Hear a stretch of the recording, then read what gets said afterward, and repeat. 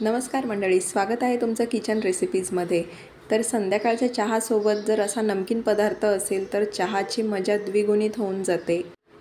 चला तर पटकन साहित्य आणि कृती बघून घेऊया। तर इथे 4 मोठे चमचे मी बेसन पीठ घेतलेलं आहे आणि हे बेसन पीठ मस्त चाळून घ्यायचं आहे, म्हणजे त्यातल्या गाठी मोडले जातील आणि बेसन पीठ हलकं होईल, जेणेकरून आपला फाफडा जो बनणार आहे तो एकदम खुसखुशीत बनेल। तर बेसन पीठ चाळून झालेलं आहे। इथे 6 चमचे मी पाणी घेते। आपल्याला हे पीठ एकदम घट्टसर मळून घ्यायचं आहे, त्यासाठी पाणी हे आपल्याला असं चमच्याने मापून घ्यायचं आहे। तर इथे मी 1 चमचाभर मीठ घातले, अर्धा चमचा हळद आणि अर्धा चमचा हिंग घालून घेतले आणि 1 चमचा सोडा घातला आहे। तर छोटा चमचा घेतलेला आहे मी।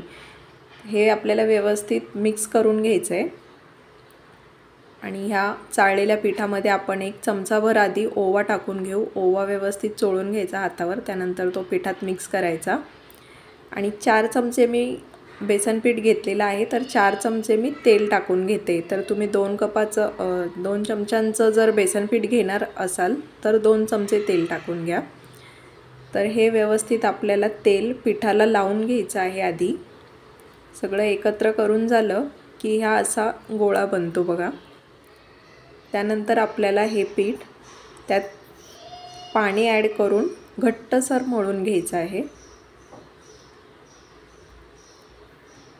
तर या पाण्यामध्ये जेवढं घट्टसर मळता येईल तेवढं मळायचं आहे आणि लागेल तसं थोडं थोडं पाणी अगदी त्याच्यामध्ये ॲड करत जायचं आहे। तर इथे मी चमचाने पाणी ॲड करते, कारण हे जे मिश्रण आहे ते अजिबात पातळ होता कामा नये, त्यामुळे एकदम अंदाजाने पाणी ॲड करायचं आहे आपल्याला यात।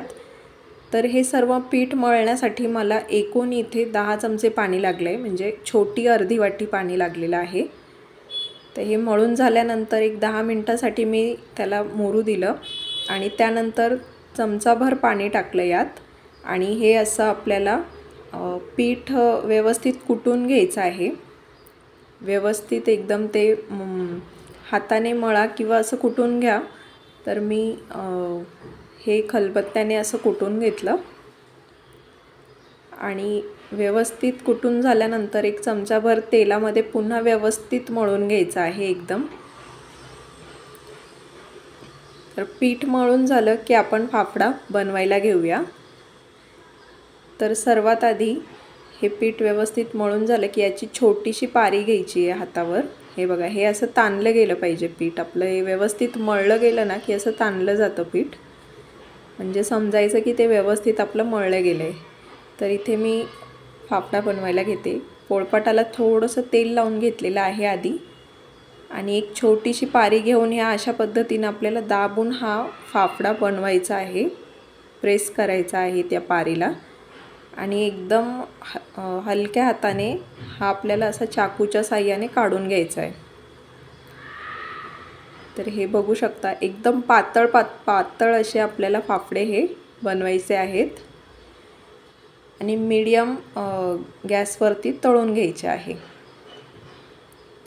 तर तुम्ही बघू शकता, छान मस्त बुडबुडे फुटलेले आहेत ह्या फाफड्यांना, म्हणजे आपले फाफडा जो आहे तो एकदम परफेक्ट बनलेला आहे।